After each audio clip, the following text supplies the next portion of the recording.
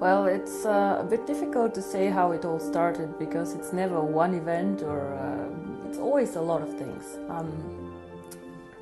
There are two things how it all started. One is cryptocurrency. I was always very interested in cryptocurrency, and I was working with McKinsey, and I was doing their very traditional and very big sector, banking and insurance. So Bitcoin somehow popped up and we were discussing it. And if I'm very honest, I did not believe in cryptocurrency. I did not believe in all this concept of digital currency, anonymous transactions and so on. But I still was following Bitcoin. And it got more and more successful and it got more and more interesting. So in 2013, beginning of 2014, I was thinking about cryptocurrency. But I was also thinking a bit how to bring cryptocurrency to the next level, actually. Bitcoin has a lot of good things. It is the pioneer. Without Bitcoin, without their blockchain, without the idea, we all will not be here. But they have several things. One is Bitcoin is not a coin for everyone. It is has its own usages, and it is the right coin for some people, but not for everyone. For example, a lot of people are attracted who are more speculators because the price goes up and down quite a lot. A lot of people who do more transactions are interested, but transactions meaning like a money transfer. So I send from India money to Germany, and a lot of people in the IT sector do this. And the third, I would say, big party who is interested in this was people who are interested for reasons in anonymous transactions.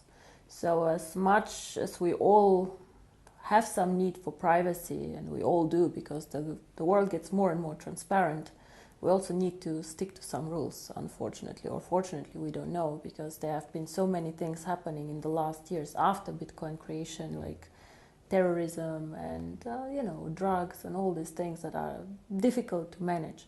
One of the very successful things that Bitcoin was involved in was this Silk Road merchant platform like eBay, but where you could buy things that you cannot buy legally. It was closed and eventually. So Bitcoin had very interesting ideas, but it was not a mass market cryptocurrency. And I thought if you simplify cryptocurrency so that everybody understands it, it could actually become something like Facebook, something like Uber. Uber is also a very interesting company, which is controversial. You know, they change the way we live, the way we use transportation, and this is changing the world of payments and of finance. So cryptocurrency, yes, was very clear to me, I think end of 2013, maybe beginning of 2014. And then I was thinking how to bring this to the masses. When I started thinking about cryptocurrency, my contacts were more institutional banking clients, big private equity funds, so people who definitely could get excited about cryptocurrency. For example, Goldman Sachs are also excited about the blockchain and so on, and they can invest in it. But unfortunately, these people do not have real contacts out there, retail people like you and me. So the idea was how to bring a good concept, an interesting concept, out to the people. And there I have a personal friend, his name is Sebastian Greenwood, who has been active in network marketing for quite a while. He was the one actually who suggested, let's do network marketing. And I said, no, let's not. Because exactly when we wanted to start this company, another company, which was quite big, had went bankrupt and a lot of people had lost money, and it was all over the press, the internet, and it was just a lot of bad vibes in the industry. So when we started, and he convinced me that network marketing might be exactly the right thing, so we said, let's do network marketing, but let's not sell the cryptocurrency, let's do an education package. There's definitely a lot of need for education, especially also in developing markets on finance, personal finance, and a lot of people who want to be successful but somehow still do not know why and how to do this. So what we did is we created the education packages and we attached to them the free mining rights. And we said, okay, if you do the education package, if you're interested in cryptocurrency, do it. Even today, not all of our people mine the coin. Some of them just do the education package. And this is actually how it all started. But when it all started, I remember one of our first events was in Finland, because people got very excited about this actually. I don't know how often I had to explain what is cryptocurrency, what is Bitcoin. And this was actually how it all started, end of 2014. I would say 2015 was the year where we all learned about what is cryptocurrency, what is mining, how does it actually work, so really the basics. 2016 got a bit more sophisticated, a new blockchain, new technology, and now 2017 and 2018, the next two very, very big steps are coming up, the merchants and the coin going public.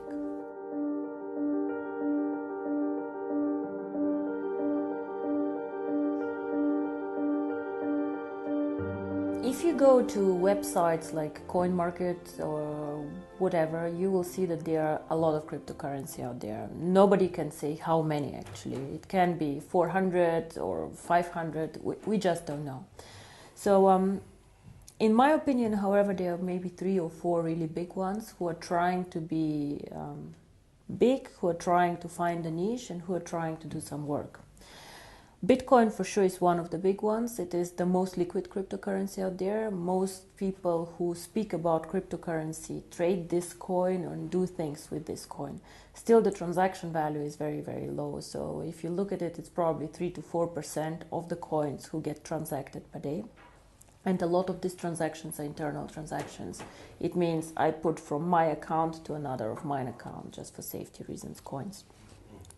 We have Litecoin. Litecoin is a big coin. It is probably the number 2 out there, but nobody actually uses it, even not in transactions. So what happens is I see new coins coming mainly from the IT sector popping up, and most of these coins are done because somebody finds out something interesting in the code. So they code something where you can do something on the blockchain or new usages of the blockchain. Ethereum, for example, it's actually not a real cryptocurrency. What they try to do is they try to provide a blockchain where other people can use. So I think there's still no coin out there which is targeting the mass market. And I believe this is the case because the community of cryptocurrency is a bit arrogant. Yeah? So they are for sure very knowledgeable people, very smart guys, most of them with very heavy IT background. A lot of them also believing in this theory of, I would not call communism, but we should give something to the public, we should share it all and then see what happens. Nothing bad with this, but if you put something out there and give it for absolutely free to the people, you have no money to invest in infrastructure, you have no money to invest in a brand, and you somehow have to trust it that it will move in the right direction. So for sure they cannot invest in events like we do, they cannot invest in education, they cannot invest in a strategy. So I think what is unique about OneCoin point one is we target the mass market. So we try to make the cryptocurrency as simple as we can, we try to link it to education, and we try just to be accessible for everyone. Make the mining very simple, make the usage very simple. The second thing that I believe we are unique is that we are very global. So we always try to create a currency that is present on all continents. It is not an easy task because sometimes it is much easier to be on one continent. For example, Europe, where people are very sophisticated, where they understand this, or China, where people also like a lot of digital currencies. But still, we believed from the beginning, if we want to be the future of payments, if we want to do transactions, we have to be also in Africa, we have to be in India, we have to be in Latin America. So this is very, very important for us. And the third thing that I believe is very, very important is we are one of the few cryptocurrencies that focus on usage. And I don't mean usage of the blockchain like others, like Ethereum, but I mean usage by people. Because cryptocurrency itself has no real value. It is just an algorithm, it is just a digital number that you have. Unless you put something behind. Something can be a brand, but something can be also the usability. What we want to do with OneCoin is we would like to be the first choice for merchants. We want to create something like PayPal, saying it very, very simply, but in the cryptocurrency world.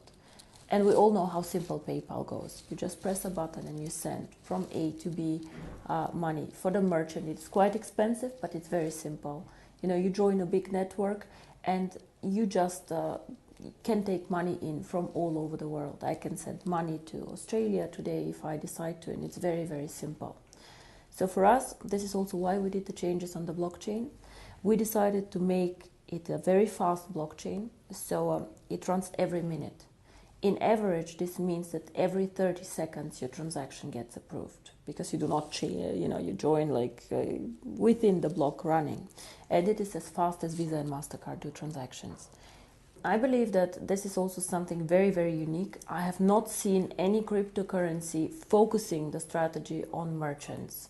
Most of them are speculator currencies, and whenever you have high volatility, it means the price going up and down very, very quickly and fast. It is bad for you as a merchant. Why? Because you want to take the money that you want. You want to sell a service for €100.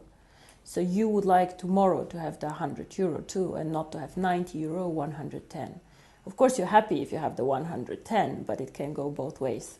So as a merchant, you want to be sure you will receive what you advertised as a price, and this happens only if the cryptocurrency does not move too fast and too much.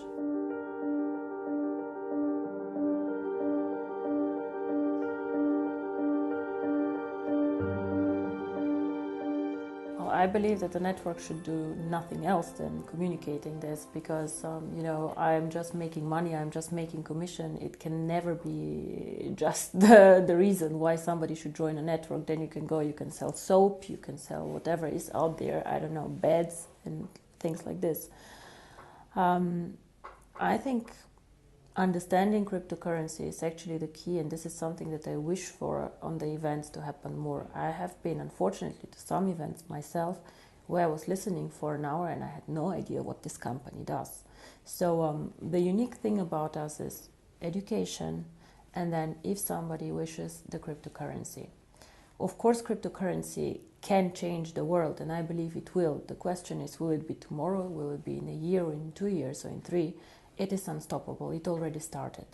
The interesting thing about cryptocurrency is it is so global that it is very difficult even to stop it. So much better than trying to stop cryptocurrency, in my opinion, is to regulate cryptocurrency. Just to regulate cryptocurrency as part of the financial landscape. We are not banks, for sure not, but to make some rules for people out there, because today everybody can go and create a cryptocurrency and start collecting money.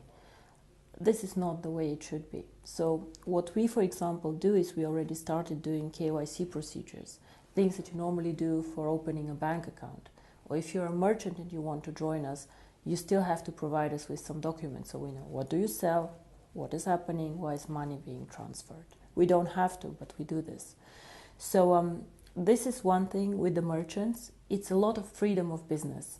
For example, for the European market, if you're a small, innovative Swedish company, what can you do? You can develop some cool software, you can do things. Most of us are in the digital network, they are doing interesting things. And then you want to sell it to other markets. It can be Asia, it can be India, it can be everywhere.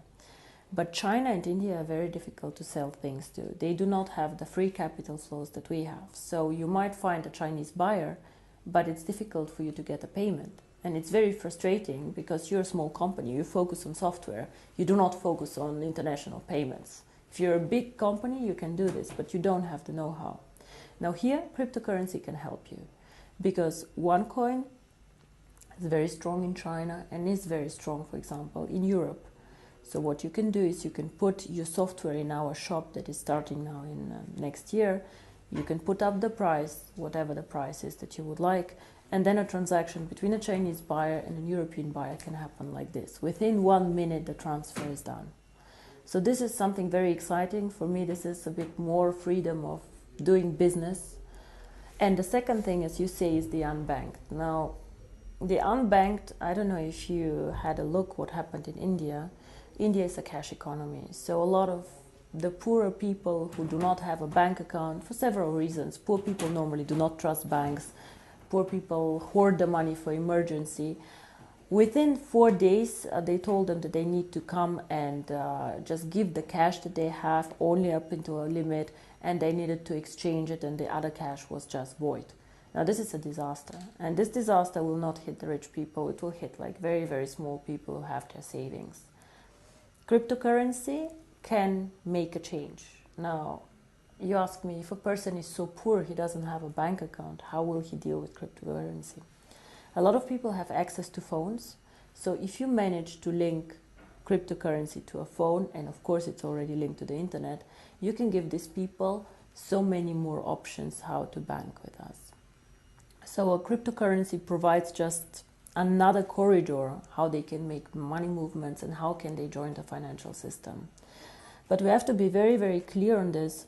This is probably the most complex part of what we're doing. The merchants, I believe, is quite simple to put together. Then you have to grow the merchant network. You have to be attractive, low-cost opportunity, fast, reliable, fine. But the remittances, you always need a point where cash gets collected. And this is the second part of the strategy, which will come most probably only after we open the coin for everyone. You need to make sure that there are points where you can make the virtual currency real. So where cash can come in that people have, they can send somewhere, and then they can get the cash and go to the supermarket and spend it. It can work, for example, if you get several partners to join. It can be a phone company because you go and pay your phone bill, or you can just charge on your phone bill the cryptocurrency and back. It can be a big gas station chain, for example. It can even be a supermarket chain. Like if it's a big chain, they can take cash in for you, they can give cash out. For example, in Germany, a lot of supermarkets started giving cash out with your card. So the same can be done for cryptocurrency. You just need to find a lot of points and a lot of partners, again, a network, where they support the idea of cryptocurrency. And to be honest, I believe that this will happen because banks currently have a monopoly on many things, and they do not treat some of their clients in a good way. So I believe that the second system, a financial system, will be created and somehow will happen. How fast, I cannot tell you, but there's always this tipping point theory. Things start, grow, at one point of time, they just reach a point where it just gets inevitable and just like goes out.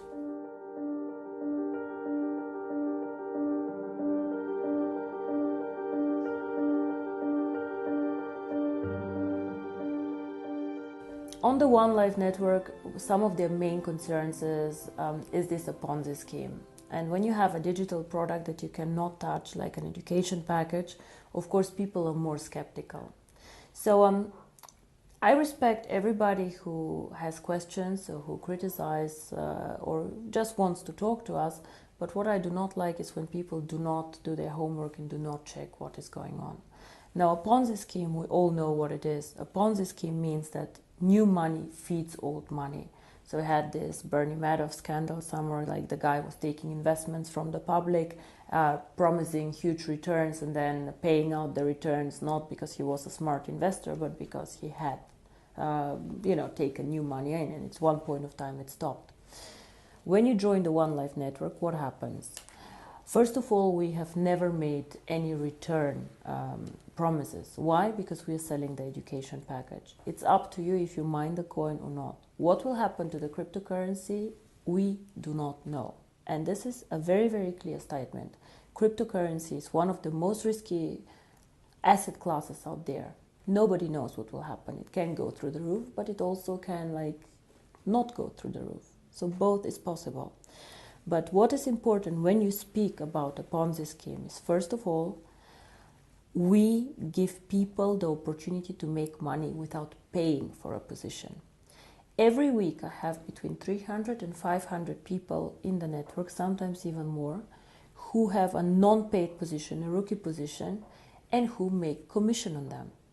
These people also can earn tokens to go and join the mining. So of course, it's not a Ponzi scheme if I let you work for free and let you make money making for free. I'm paying you, you don't pay me, point one. And the second point, which is very important, as I said, this fresh money feeding old money. Now, why and how am I obliged as a One Life network to pay you? I'm obliged to pay you only a commission when you earn it. And you earn the commission only by making a sale. So only if you go and you sell a package, I am obliged to pay you.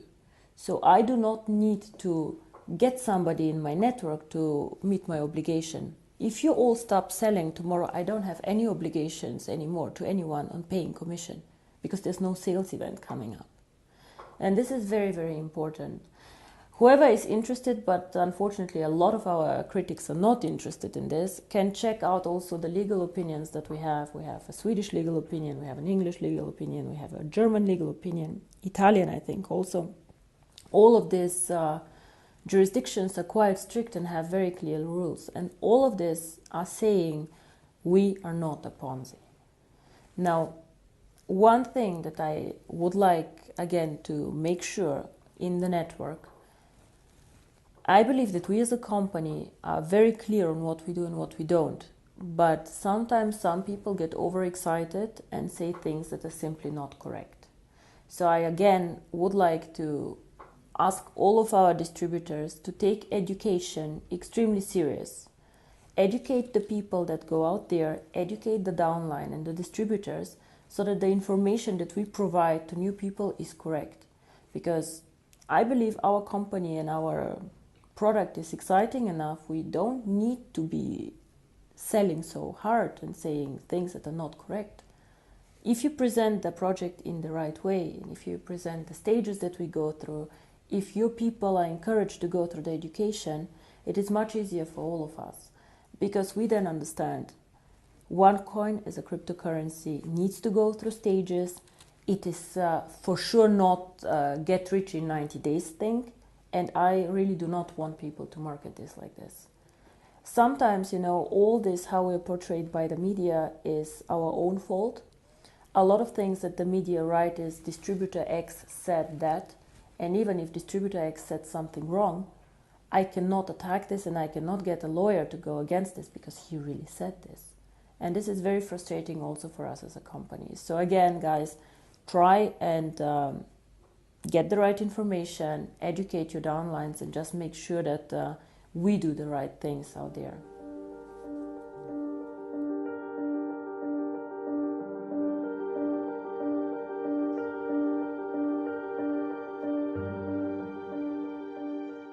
So we had 2 very exciting years. We were growing very fast. We were doing very, very good things.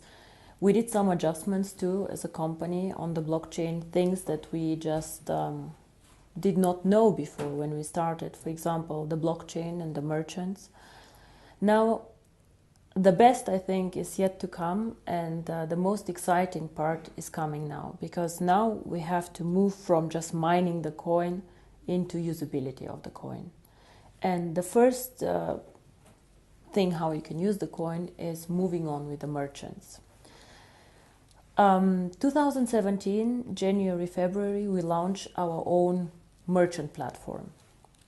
So what does this mean? As a merchant, you can join the platform for free, and you can sell your services or your products, whatever you have, you can sell it in this platform. You have access to over 12 million people there, because we have about 3 million paid accounts and about 9 million free accounts in the system. So this is a lot of people. And the good thing about these people is the paid accounts, these are people who have for sure money and who are interested in buying things online. So you can join as a merchant for free. And for example, I don't know, if you have a flower shop, you can say, okay, this is a voucher for my flower shop. It is worth €100. You can come any day and join me. Groupon, for example, does things like this. However, they force the merchant to do a 50% discount on whatever they sell so that they are attractive. And the fees that the merchant pays are very high. So in the end of the day, they're only 20% maybe staying with the merchant. What we want to do is, if you're a merchant, you get access to our client base. You can offer your services, you can offer your products. However, we want you to take 25% of whatever the price is in coins. Of course, a lot of our network will get excited. Some of them have small businesses. Some of them already are exciting merchants about this. So these people can join the network of stores, the network of people, and so on. So We will also incentivize the members to bring in merchants. The liquidity of the coin currently is still low. So this means that you cannot liquidate all of your coins tomorrow before going public. This is why we will give the merchants the option to take up to 75% of the price in cash. If you're a merchant, if you want 100% in coins, you can. Yeah, but if you just want 25% in coins, you also can. However, what we will do as a company, we will pay a BV value on the cash payments. Why do we do this? Because first of all, the more good merchants we get, the better for the coin value. And of course, we want this coin to be very, very successful and to get good merchants.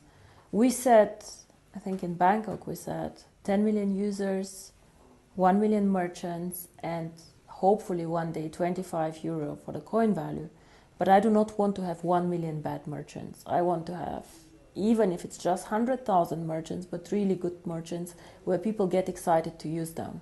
And I believe that in incentivizing our distributors who attract merchants for the network on the volume that the merchant makes is the right thing to do.